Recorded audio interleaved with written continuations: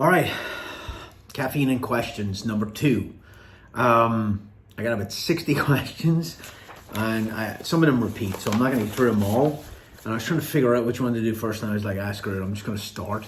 I will warn you that I don't care what other people think. I'm just going to give you my opinion. If you don't like it, don't watch it, all right? That's why, I don't care. I'm just going to go down the list here. Any plans for training in Georgia? Always looking for new places. Looking at a place in close to Atlanta right now for some stuff, but always looking for new ranges, always looking to expand and hit new areas. If you have a range or a shoot house complex or something like that in your area, and you think some of our courses or classroom would be good there, then email training@fieldcraftsurvival.com. I'm looking this way because I'm looking at my screen. Favorite experience you ever had in the military? Combat was 2007. Combat operations in 2007 with the SIF in Iraq were great because we were very, very much gloves off and very offensive, and we really did lay some scunion down. Back here, I'd say Sephardic and SODIC, or Special Forces Sniper Course. Those two schools are both 9 weeks long. Sephardic is 9-week hostage rescue, breaching, rappelling out of helicopters, breaching doors, retaking trains and buses, and it's this stuff you join the army to do. That was awesome. And SODIC, we used to call it Special Operations Target Introduction Course, and I can't get that out of my head. They call it Special Forces Sniper School, but Sniper School was pretty freaking awesome too. They were both 9-week schools that were really, really cool. Do you miss George? I 100% miss George. George is an awesome human being and one of the nicest people you'll ever meet in your life. Did you do combat operations in Ireland? No, I didn't. Not in the traditional sense, okay? So I'm in the process of doing videos on this stuff, but God, it's so time consuming. I did in the infantry in Ireland, I did border patrols, I did cash escorts, I did explosive escorts, I did cordon and searches, I did these big military operations along the border. In special operations, I did covert observation posts, I did all kinds of stuff. Mostly when it spilled into the south, they threw us in there. The Irish government very, very soft on that stuff unless it kind of affected them. So mostly they didn't really get us involved until we had to get involved. So not combat operations in the traditional sense. I went to Lebanon twice, got shot at, got rocketed, got artillery, but again, very, very defensive in nature, not offensive and not combat as you would think.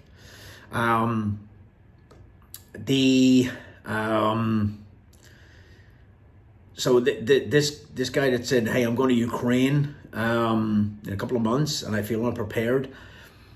I would never discourage you from going to seek adventure. However, you should really understand what you're getting into. If you don't have military skills, you're less valuable.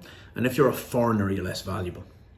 And you may and probably will become some sort of cannon fodder. Honestly, look, if I'm a commander on the ground, I'm attacking a superior force, I am not throwing in my seasoned, well-trained troops first.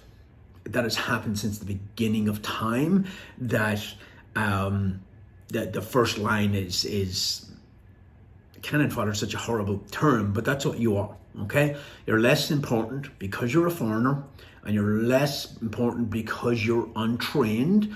So just know what you're getting into. And you're kind of a pawn for these political parties. Look, and then I'll jump ahead, but somebody else said, hey, should we get involved in Ukraine? Absolutely not. We're not the world's police. We've had our we figured that out in Iraq and Afghanistan eventually, right? It's not our place to go into all these kind of, and here's the thing, right? If you're a European country and you're scared of Russia, then maybe you should put some money into your defense budget. All right, most of these European countries have minuscule defense budgets because they just assume America will come over and spill its blood and spend its money there. right? They spend all their budgets on these socialist programs and free healthcare and free college for everybody, and hey, free, you get some and you get some. Maybe you should build a real army and build a capability to deter aggression, okay? And then the other part, do you really want your sons and daughters and brothers and sisters and you going in to Ukraine under the leadership, military and civilian, of the people who pulled us out of Afghanistan? What a complete fucking shit show, right? These military officers and generals go to school for this. And it was the biggest military blunder I've seen in my lifetime. So no faith in the administration, no faith in the military leadership, and absolutely don't think we should be involved in Ukraine. And you think that $40 billion actually gets to the people on the ground? You don't think that millions and millions and billions of that is just siphoned off by corrupt politicians on their side and on ours? You think Nancy Pelosi went out there because she's worried about Ukraine? Or you think she went out there to give them her bank account numbers on her offshore bank accounts, right? $40 billion. Take a drive around America. Go into the inner cities. You want to see poverty. Go to these small towns in West Virginia that are decimated when Obama shut down all the coal mines. Here's one for you. Go into a Native American reservation in America. You want to see poverty. And let's stop spending money on other countries and look internally.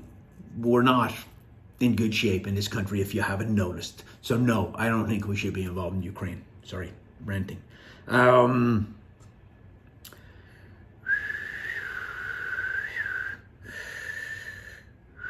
Which films do you think represent SF experience? None of them. They're all garbage. That movie 12 Strong I saw, fucking garbage. Like Hollywood garbage. You know, all the advisors in that movie are all officers, senior officers. You notice there's no team sergeant in that movie? He's a non-issue, right? I couldn't figure out who the team sergeant was. The team sergeant runs the team, and he's the guy with all the experience, but this whole thing was about the officer. Disgraceful, right? There's no good SF movies, none. They're all garbage. I'll bounce through some of these and then I'll come back. Was being in the military in the States, not soft, better than being in the military in Ireland? It's very hard to compare the two because they're apples and oranges, but I will say that the Irish Army, I was very young, came in at 18, barely 18, single, sense of adventure, got to do some cool stuff, you know, did a lot of rock climbing, became a climbing instructor, did a parachute, did all that cool stuff, right? In the American Army, when I joined, I was married, and before I left for basic training, my wife was pregnant, right? So I was finished basic training and in the Army for a couple of months when she gave birth. Now, my son was born in Fort Hood, Texas, my first son and my second son. In 96, when I came in, the American military had been gutted by the Clinton administration, and it was in a bad way. And first of all, he pulled us out of Somalia after the Black Hawk Down incident, which sent a message around the world. All you have to do is kill some Americans and they'll leave. That was a horrible, stupid thing to do. But he's a politician, like them all. And then he gutted the budget, very poorly paid, no money for training. I remember going to field shooting, like, I think we had the M60 back then with a belt of ammo like this big, and that was it. It was terrible. And in Fort Hood at that time, if you were ever there, the AWOL rate, I had a soldier who won Soldier of the Month in the board, and then he went AWOL. The AWOL was brutal. Drugs, brutal. Suicides, very, very high. And they didn't know what to do with it. It was awful. And partly it was the budget. It was a huge piece. And a part of it, it's a peacetime army. You end up doing stupid shit because you're not training for war anymore, right? It was terrible. I was so badly paid that I sold my blood. I had a gun, a handgun that I had before I went in the army, and I would pawn that I didn't live paycheck to paycheck. I lived paycheck to a week before paycheck. I'd be broke, and I had freaking 2 kids. And I would pawn my gun, get money for gas to get to work and food, and then I'd buy it back, and it's just a continued cycle. When I was in Kuwait in like 97, my wife tried to sell her blood, and they wouldn't take it because she didn't weigh enough. She weighed like 90 pounds, and we were laughing. We're like, they're gonna give you some blood. I came in to Fort Hood from basic training with an 8-month pregnant wife, and they deployed me to NTC for a month in that window when she could give birth. And it was her first kid, and she started actually losing weight near the end, and the Army didn't care. Like, I was a private. You could have done without me at NTC, but they didn't give a shit, man. You're going. I think there's a piece to taking care of soldiers. My wife, when I got married, my first 8 years or 6 years in the Army were green card. I was the Irish citizen serving in the American Army with a green card. Now, under the contract, you have to get citizenship within 8 years. So it took me about 5 years, 6 years, maybe 6 years, because I couldn't go to SF until I was a US citizen.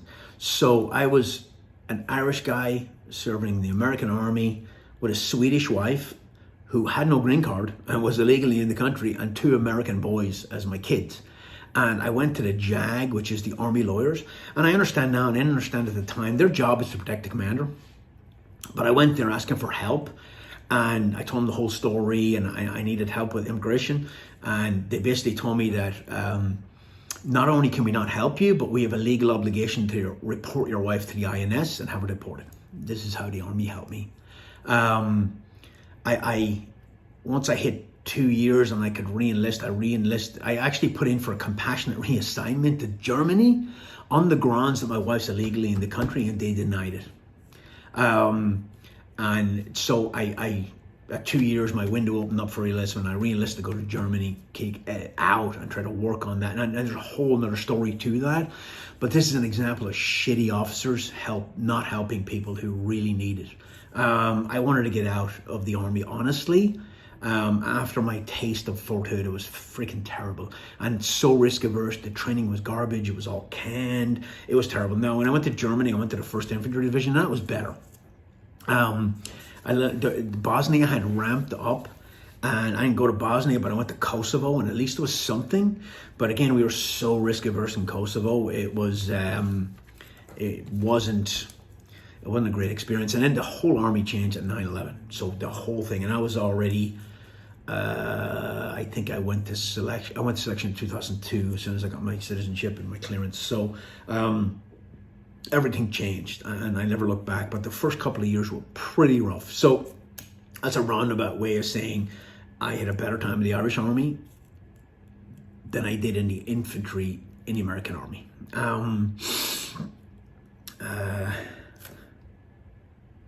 Tremor 3 or H59 reticle, Tremor 3.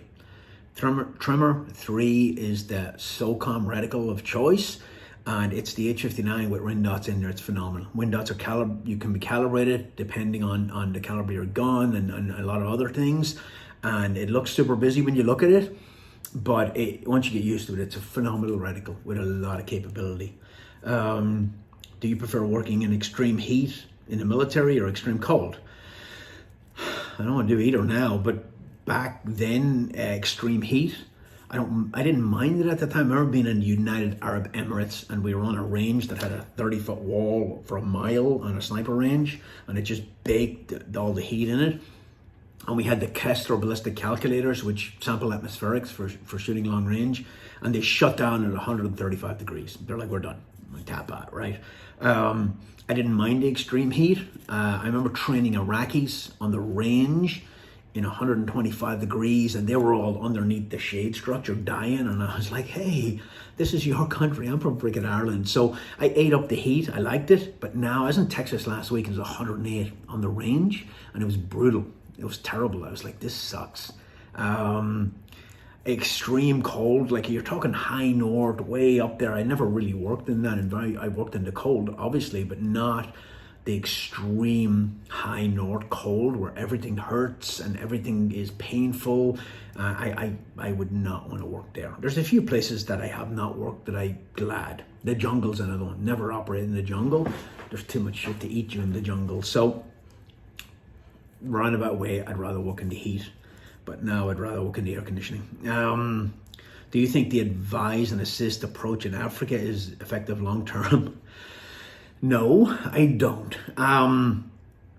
So for those who don't know, advise and assist is basically you go out, you train local forces, train, assist, advise, and then you wave at them and high five them as they go out and do the fighting without you. It's kind of how we started in Vietnam. However, I will tell you that with an indigenous force like that, if you don't accompany them on missions, it's a catastrophic loss of rapport, and they lose respect for you. And if I was on the ground, I would much rather go out and fight side by side. That's why the Iraqi counter-terrorist force liked us. We went side by side and fought with them. But when you do train, assist, advise, and you don't accompany, you lose rapport. And yes, it's dangerous, but Green Berets sign up to do that stuff, and they understand, or at least they should understand, that sometimes you go to dangerous places and sometimes you get killed. If you're not okay with that, you probably shouldn't go into that organization. All right. So I don't think it's a great strategy long term. And if you look at Africa right now, the Russians and the Chinese have massive influence, and we are losing a lot of ground that's being taken by China mostly. Anyway,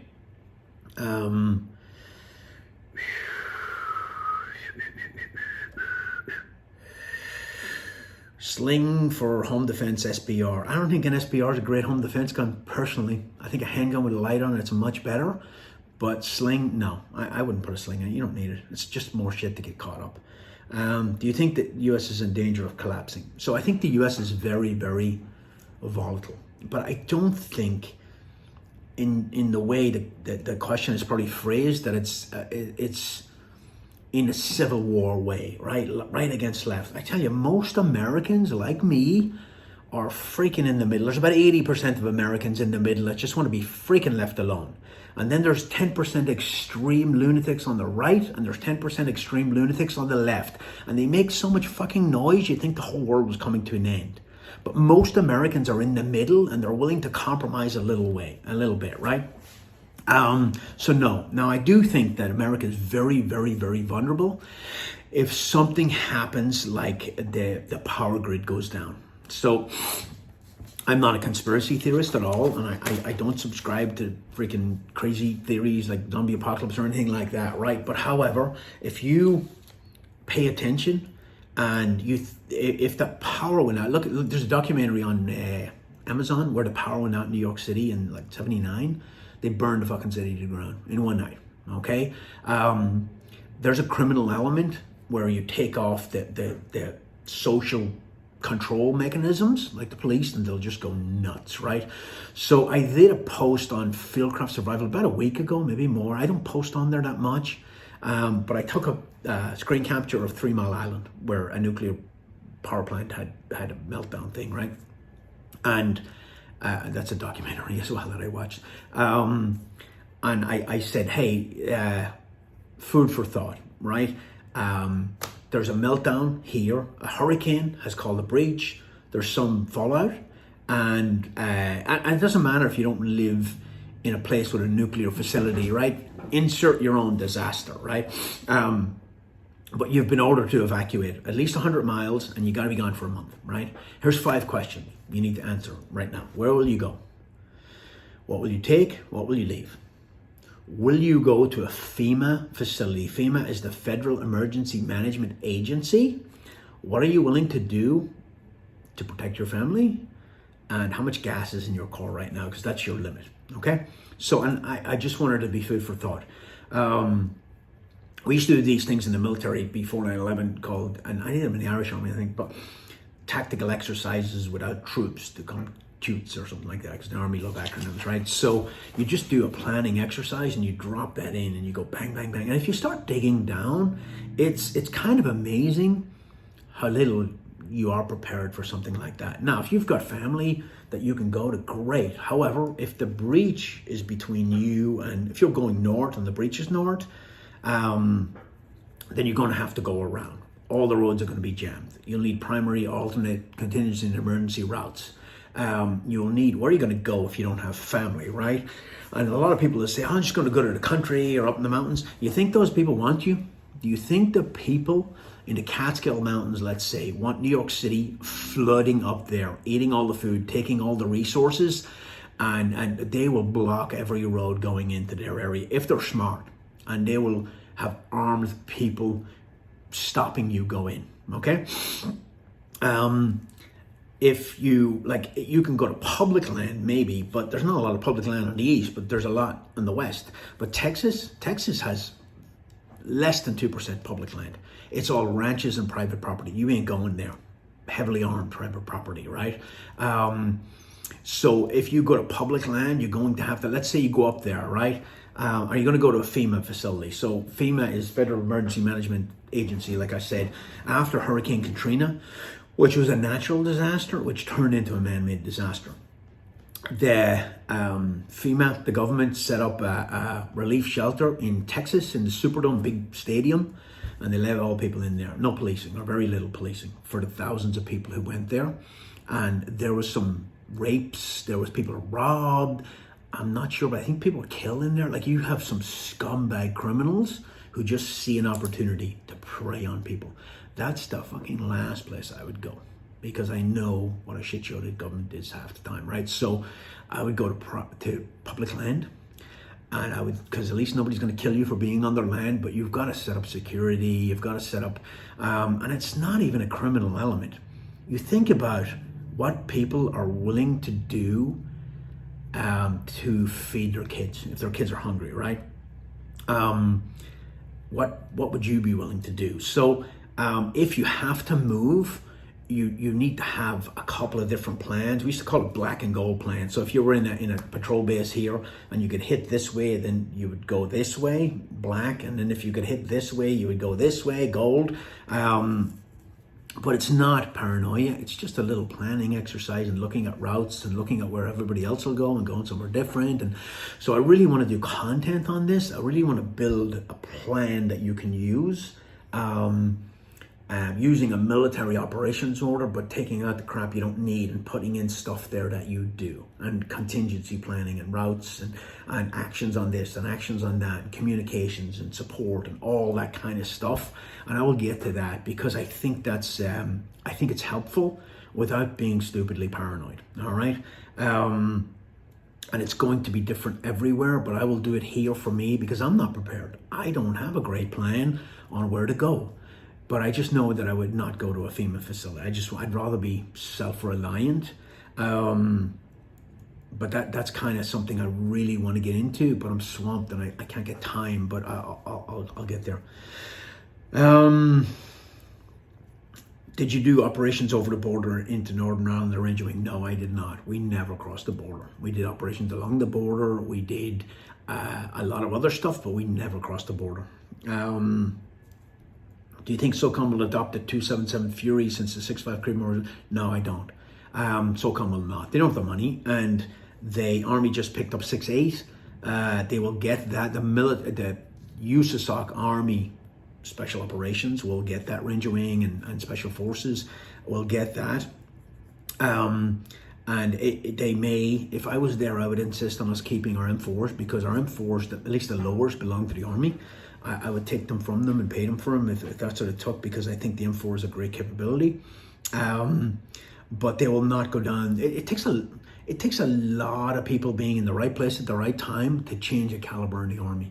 It was a fight, and I had a whole team of guys with me, and we pushed through 3 caliber changes, which is unique. This is Inc. We pushed through 6.5 Creedmoor as a sniper support weapon. to replace 308. That's not a battle rifle, it's a sniper support weapon. We pushed 338 Norma to replace the 50 cal, and 300 Norma as an anti-personnel round for the advanced sniper rifle, for the new sniper rifle. And at the time, people were like, well, what about NATO? And I was like, fuck NATO. They can come along if they want. I'm not going to choose a lesser caliber just because NATO have it, okay? They can come along if not. I don't really care. So it's very rare you get a caliber change in the army. So I doubt it. Not going to happen. They have too many other things to put money into. They have a lot of money, but they have a lot of requirements too. And I can't talk about it now, but there's much more pressing things that they need to spend their money on.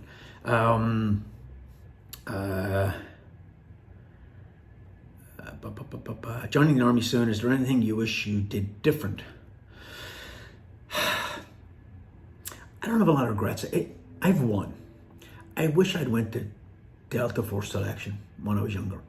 My timeline was weird because I came in the army, the American army, at 29. I was 35 when I went to selection. Now I was in phenomenal shape. Up until my mid-40s, I was in really, really good shape. But when you hit 40 and you're like, and I was at sniper school with a couple of Delta Force operators, because they go to our sniper school when I was there as a student. And one of them, Tom, great guy, he was like, dude, you need to come over. We want guys like you, blah, blah, blah. And I was like, I'm too old. And they're like, we got guys your age. And I'm like, yeah, but they're not starting off. Now, if I was honest with myself, I think there was a little bit of fear of failure there, because it's a very tough selection process. But that's my only regret, really. I don't believe in looking back, really. I think my career path was never lined out, never planned. I just bounced as I went, and that's why people are like, you really did this, and I'm like, this is just the way things happen now, for lack of a better idea. I do. Your biggest dissatisfaction in America today, the media. The media is fucking disgusting in this country. Absolutely. On both sides.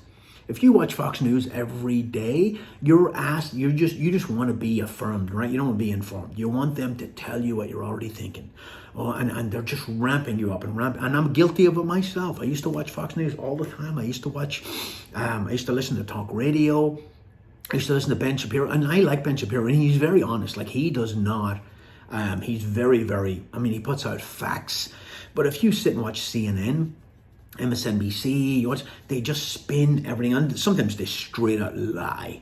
And I just don't need that stress in my life. Why do I sit down and just listen to all this negative crap when I can do nothing about it?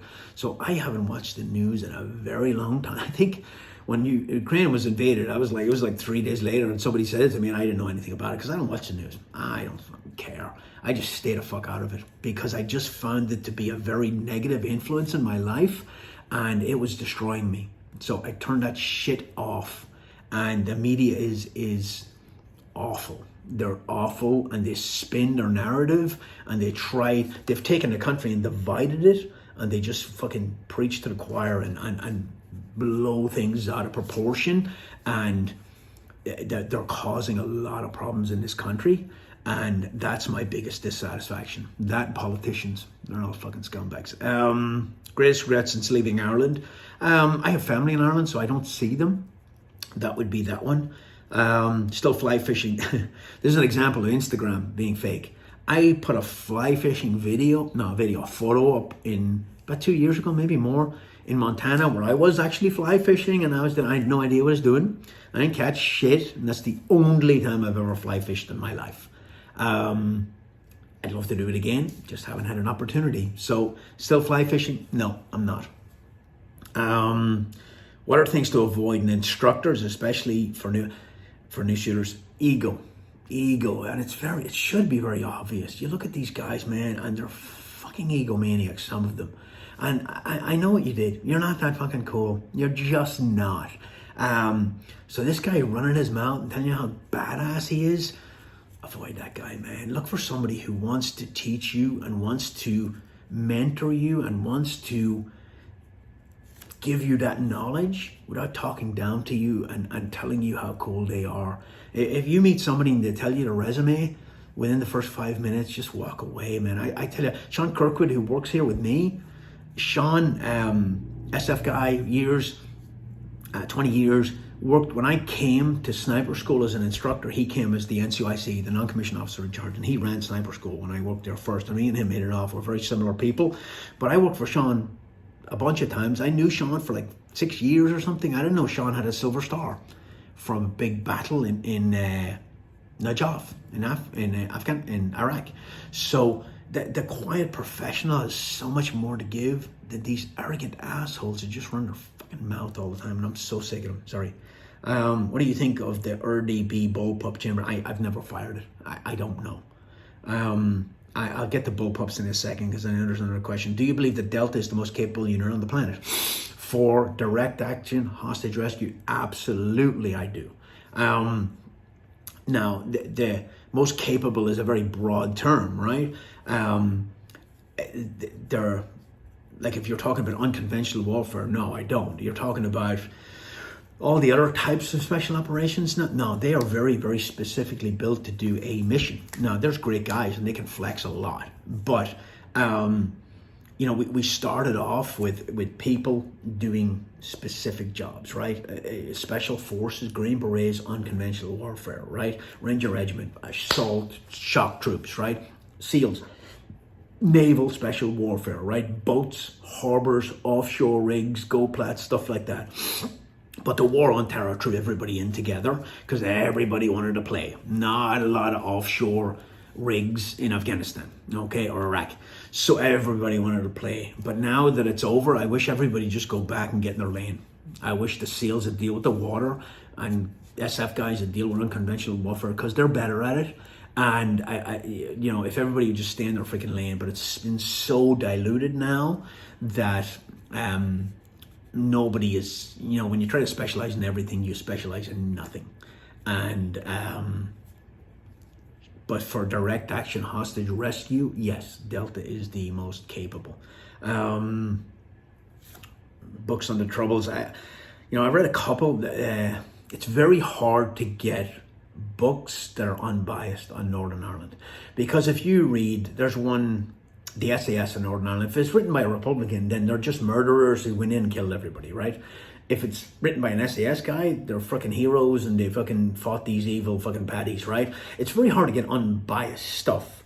I read Bandit Country about South Armagh, and that's actually very well written and very well researched, because I remember some of the incidents. It's funny, in that book he talks about a guy called Murphy, the Slab Murphy, along the South Armagh border, and there was two British soldiers watching his house, because half of his house is in the north and half's in the south. So he did a lot of smuggling, but he was a big name in the IRA.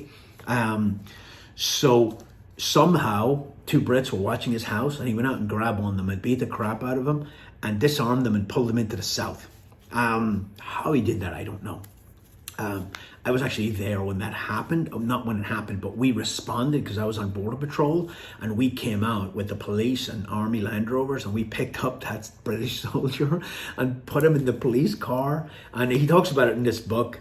And we drove him around for like 2 hours, and then the cops were obviously talking to the RUC on the other side, and we went to another border crossing and handed him back. So there's a lot of stuff in that book that I remember and I was there for, and I like that. The Troubles podcast, again, I keep pushing this because you'd think I was getting money from them or something, but as far as an unbiased account in small bites, because it's a very complex conflict, the Troubles podcast is phenomenal because it's well researched, well narrated, and very unbiased, and they just give you the facts. So I really like that one. How's the homesteading process coming? I don't know where you got the idea I was homesteading. I don't homestead. I don't have time. I don't have the land. I don't have the skills. I'd love to because I think it's cool. My wife has some chickens. They were an impulse buy at Tractor Supply because she thought they were cute, and they're supposed to be like 5 chickens. And it turned out there was 2 roosters in the group. So now I have like 20 fucking chickens and eggs all over the place. And what's a myth is that roosters crow in the morning. They crow all the time. But I don't homestead. If I owned land out in Western North Carolina, which I'd like to, I would probably do some. but it's just not my thing, and I would never claim it was. So I'm not sure where you got that idea. What parenting lessons do you wish you knew 20 years ago? You know, my kids are awesome. They turned out great, and I'm very, very proud of them all. My daughter just got married. I probably would be harder on them than I was, but it's very difficult when you're in the military and you're deploying all the time. I can't be gone for 9 months and come home for 4 months and come back in and go, all right, I'm back. Here's the new rules. You can't do that. And the Army tell you, don't do that. Your wife's running the show, and you have to be good with that. And you're just visiting, basically, right? Give me 1 second. I have an important thing to do. Caffeine Questions. So, I think in a lot of cases, I'd say to my kids, hey, you want to go hiking, or you want to go to range and shoot guns, or do you want to do this and this? And if they said, nah, I'm good, and I let them off with it, whereas now I wouldn't let them off with it. I would say, hey, turn off the video game, let's go. We're going to range, or we're going hiking, or we're going biking, or whatever that activity was. Kids need to be forced to do things for their own good, and that's what I would change, I think. I would not ask, I would just make them do it, and they'll thank you for it. Any collaboration with Grand Thumb in the future? I'd love to do it. I like Mike Jones. He's a nice guy, and he's very good at what he does. But he lives on the opposite side of the country from me. I'm trying to get him to come here for the breakout course, which is a week-long course, which is going to be phenomenal.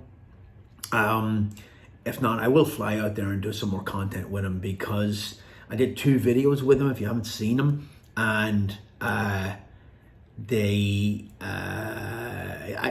he's a good guy, and he is really good at YouTube, and I just enjoyed meeting him, enjoyed hanging out with him, so I'd love to. Opinions on pursuing a career in EOD in the military. Most of my experience with EOD was with Navy EOD, because in the CIF companies, because we're part of JSOC, we used Navy EOD, who are really good and really, really well trained, because they're trained to seamlessly integrate with us, so they can hit the house, they have the skills and the equipment to go with it. I don't really use Army EOD that much, except for one time in Afghanistan where it was a nightmare, right? So EOD is a ballsy mission. But if you're looking at the because you didn't say Army, you said military. If you're looking at that career and it really interests you, I'll try to go to Navy. And I think you have to go to Navy first and then try out for it and all that kind of stuff. I don't think you can go in as a Navy EOD, but I might be wrong. I would look at that. Army EOD has learned a lot in the last 20 years. But I haven't really worked with them that much, so I'm not sure. A lot of times it's putting a charge on a thing, or using a robot arm to put a charge on the device. It's not really like, okay, do I cut the red wire or the blue wire with a timer going? That's just not how it is. Besides medical, which course would be a priority for you? So I agree, medical is the most important thing you can do, and I'm shocked at how few people actually have medical skills. And I've said this before, but I have it in place now.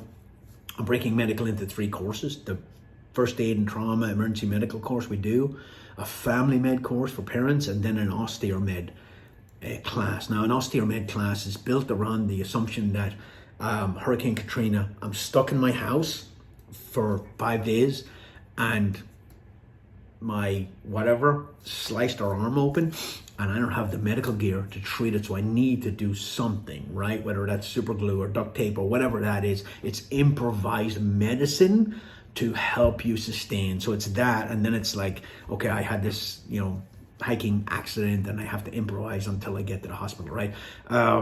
That's what it's built around, and I have the people in place to do that. It's wilderness made.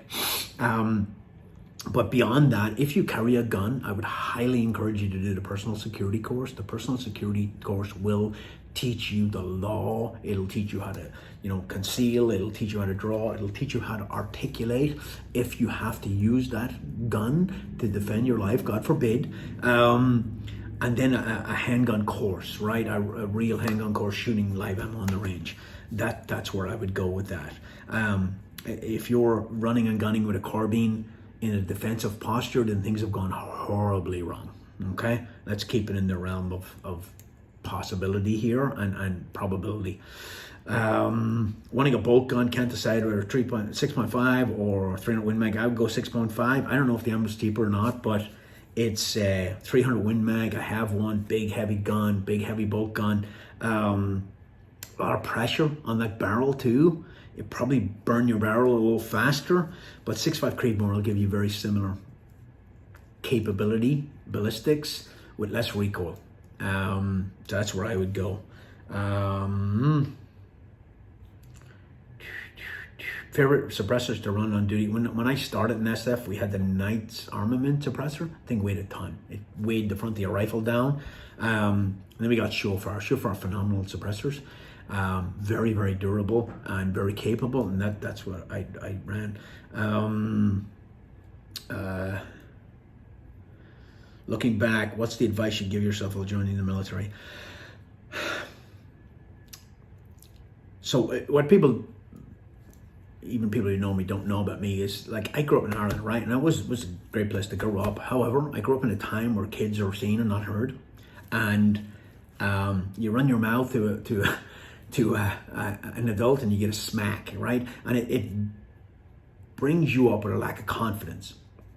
Now, I'd rather be a guy with a lack of confidence, be an arrogant asshole that just runs his fucking mouth all the time, right? So when I came in the military, I always assumed people knew more than me, and they didn't. And even when I went into SF and went to my first ODA, I assumed these guys had been in SF longer than me, and they knew more than me, even though I'd been in Special Ops in Ireland, I've been in Somalia, I've been in the infantry for 6 years. I assumed they know more than me, and they fucking didn't. It became very, very obvious very quickly that they didn't. And it's the same in the civilian world. If you go out there and you assume this guy, because he has a degree, he knows what he's doing, he fucking doesn't. I remember saying to Mike one time, Mike Glover, Mike said, well, this guy has a marketing degree. And I'm like, Mike, you have like 3 marketing degrees. At this point in your life, having run this company for this long, like you come out of school with a degree, it's like an officer, it's all theory. You've put nothing into practice, right? So if I was starting, I understand that most people are faking it. And I understand now that when you think people know more than you, they really don't. Now, as a basic trainee, of course they do, right? And as a young soldier, but as you go on, even when I was a NCO in the infantry, other NCO, like I was a corporal, and I thought sergeants knew more than me. They didn't know jack shit, because they grew up in a peacetime army and they'd never freaking fired a rifle at anybody, you know? So that's what I would mindset. Thoughts on different veterans out there that don't seem too pro 2A and aren't fans of civilian training. Here's my thought. I don't give a shit.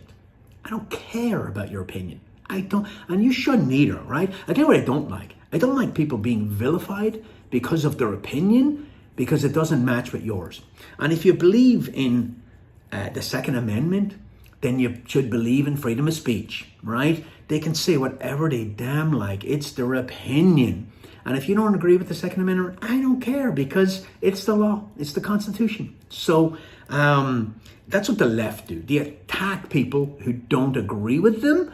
And if you call yourself a conservative, you shouldn't do that. You shouldn't. So I don't care if they're entitled to their opinion.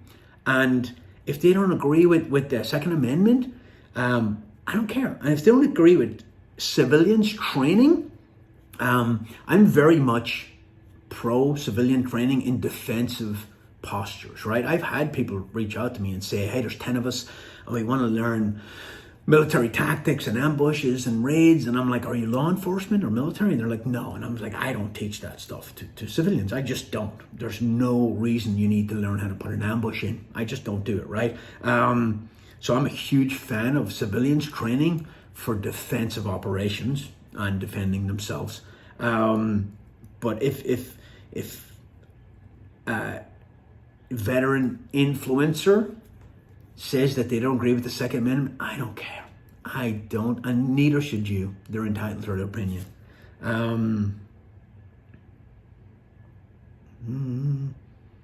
What's the most difficult shot you took? So I assume live shot on a person.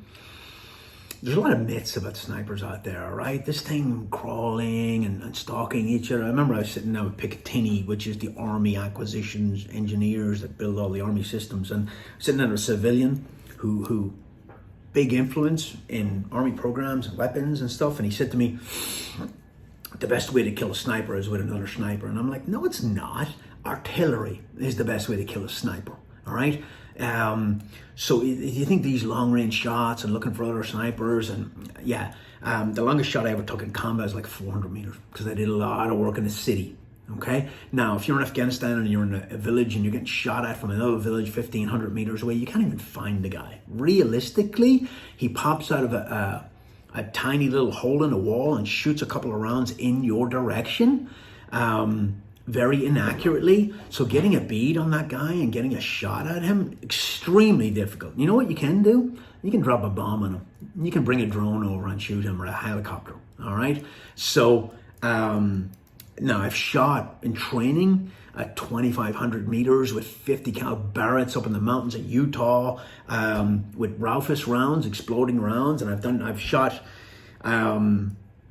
taken a 50 cal Barrett and flipped it on its side and shot it side prone at a mile, dialing all the elevation on the windage knob. Why? Just for shits and giggles, right? I've taken a lot of hard shots, but in combat, 400 meters, and it's just, that's very, very typical. All right. Tips for a van life. I am learning every day about running a van and living in, and I don't do van life full time. Thank goodness. I don't know how people do that, but that splitter's tight, but I like it because I can park it anywhere. I have it outside right now. I am learning all the time. I don't go somewhere, set up my van and stay there for a long period. I'm always moving.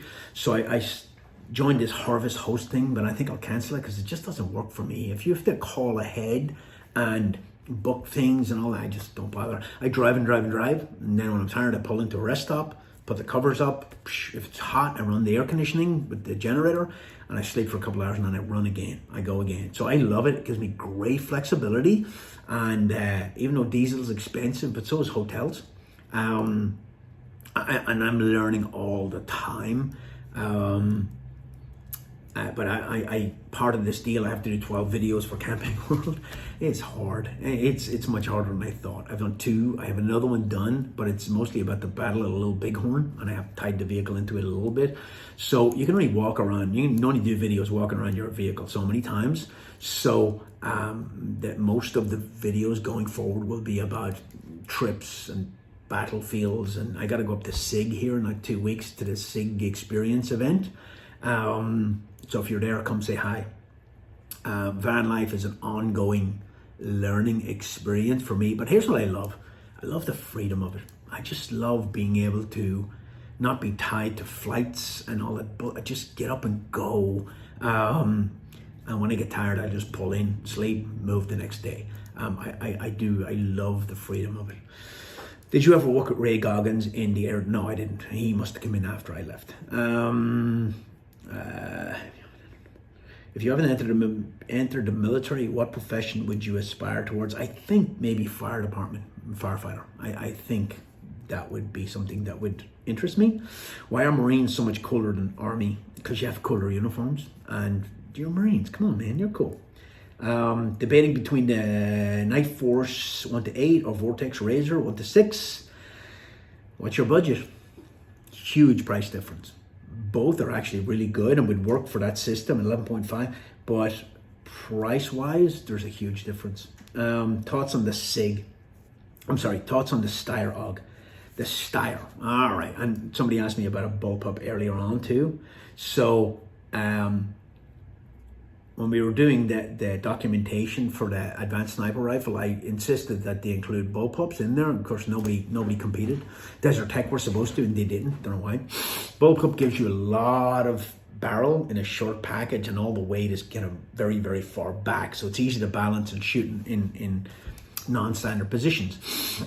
There's some hate going on for bullpups. I like the bullpup concept. I just never really found the gun I love. I think I'd buy a Tavor and do some content on it, because that's about the best one out there, I think.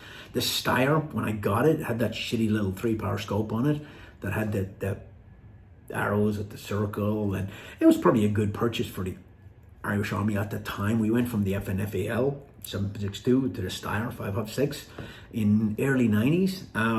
I was already in the Ranger Wing, and I already had H&K everything, but since then they've, at least the Ranger Wing, I don't know if the regular Army have, they've put in grenade launchers on them and better optics and better rail systems and all that. I liked it. It was easy to carry, it was easy to shoot, easy to employ, but the FNFAL was just a badass, but it was big and heavy, and yeah. Any plans for training in Georgia? Always looking at new places. Georgia, we have a place lined out. I think Kirsten has a place lined out near Atlanta for personal security. So the more to follow on that. The same guy that's going to Ukraine asked about courses, and learn how to land nav, man. Learn how to navigate. That might save your life. Tips on how to conceal unapproved purchases from your wife. I don't know. No idea.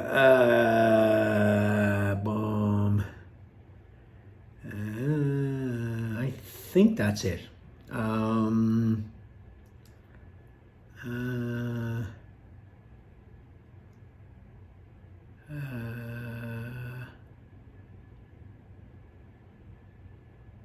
I think that's it. Look, my plan is to do this once a month. I've got a lot of stuff going on. That my YouTube is really not taking off, but I don't care. Initially I was like, oh my God, it's not taking off, but I don't freaking care. There's certain things you have to do on YouTube and Instagram. And Instagram, you're supposed to post every day because the algorithm likes it and you get shown. I'm not doing that. I think people who post every day post garbage. In YouTube, I'm not playing into, I could do CQB videos, I could do sniper videos, and they would be hugely powerful. I'm not doing that. My goal is to educate people who in realistic training. And then, how you post the banner, the picture with the writing on it. Like I talked to a freaking YouTube expert, and he was like, don't write how to zero your rifle, write something like you suck at zeroing your rifle, so you pull people. And I was like, I'm not going to say that. To me, that's talking down to people. Maybe they fucking know more about zeroing a rifle than I do. So I'm just not doing that. So I'm not playing the game to get more subscribers. I don't fucking care. And the same with Instagram. I'm not posting every day. I'll only post when I think I have something worth posting. So it is what it is. How did you find your time in the Army Ranger Wing, and do you think the Defence Forces is a good career? So the Defence Forces is the Army in Ireland. I love my time in the Ranger Wing. I had a blast. I had some problems with the leadership there, mostly the officers, but senior NCOs too, and I'm hoping that got better since. But I had a fantastic time there. Went into the Army young, 18, spent a couple of years in the infantry, and then went to the Ranger Wing, and I got to do some cool shit. And I don't know about the pay and conditions and the pension and all that now, so I don't know, but I think it is a good career. I think it gives you a lot of options. All right, I'll wrap it up. Got a couple of DMs from people going, hey, I saw you with the little bighorn, and I was going to say hello, but I didn't want to be weird. Come say hello, man. I like talking to people, like-minded people. And like I said, the 80% of Americans who are normal people, not these extreme right and extreme left lunatics. But if you see me out, come say hi, man. I don't bite. Vinny might, but I don't. Okay, hey, if you're still here 53 minutes, I appreciate you for hanging in there. And until next time, thanks, bye.